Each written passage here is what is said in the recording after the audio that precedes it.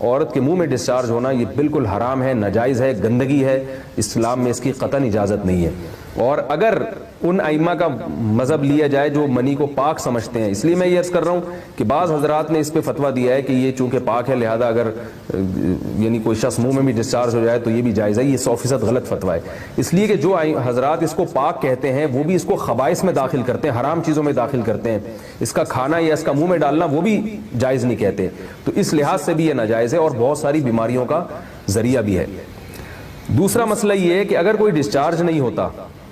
Oral sex کے ذریعے تو اس کا شرعی حکم کیا ہے؟ تو اس کا حکم یہ ہے کہ یہ انتہائی سخت درجے کا مکروہ ہے، ناپسندیدہ عمل ہے، اور اس کے سخت درجے کے مکروہ اور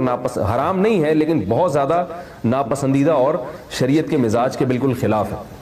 اور اسلامی کلچر میں اس کا کوئی تصور نہیں تھا۔ یہی وجہ ہے کہ فقہائے کرام کے ہاں اس چیز کا تذکرہ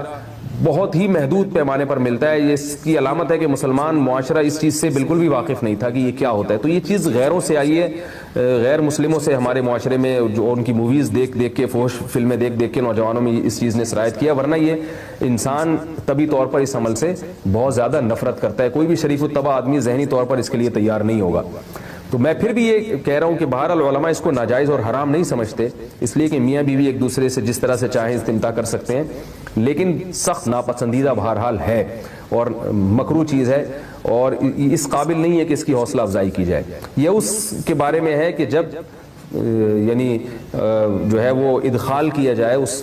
فم کے اندر، اس جو ہے مرد اس میں باقاعدہ جو ہے وہ تلذذ حاصل کرے، اگر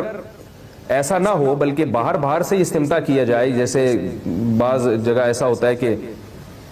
کیا نام ہے عورت کو اس چیز سے گھن آتی ہے کہ وہ اپنے منہ میں اس گندگی کو لے کر جائے، تو پھر بعض شوہر زوجہ کو مجبور کرتے ہیں کسنگ وغیرہ پر، تو یہ کم درجے کی کراہت ہے، یعنی یہ بھی ناپسندیدہ تو ہے مگر یہ اس درجے کا مکروہ، اس درجے کا ناپسندیدہ نہیں ہے۔ دوسری بات یہ کہ یہ جو میں نے پوری ڈیٹیل بیان کی ہے یہ اس صورت میں ہے اس کے مکروہ اور ناپسندیدہ ہونا کہ عورت اس کے لیے ذہنی طور پر آمادہ ہو۔ یہ بات خوب یاد رکھیں، اگر عورت کو اس عمل سے گھن آتی ہے تو پھر مرد بیوی کو اس کام پر مجبور ہرگز نہیں کر سکتا، کیونکہ یہ نکاح کے جو ایگریمنٹ ہے، مقتضیات ہیں، اس کے خلاف ہے، یعنی یہ اس میں داخل نہیں ہے۔ عورت اپنے آپ کو ہم بستری سے تو نہیں روک سکتی، مرد جب چاہے گا بیوی سے ہم بستری کر سکتا ہے، عورت کو اجازت نہیں ہے، لیکن خاص اس عمل سے عورت مرد کو روک سکتی ہے اگر وہ ذہنی طور پر اس کے لیے آمادہ نہیں ہے۔ یہ تو میں نے اورل سیکس سے متعلق کچھ فقہی احکام بیان کیے ہیں۔ دوسری بات یہ،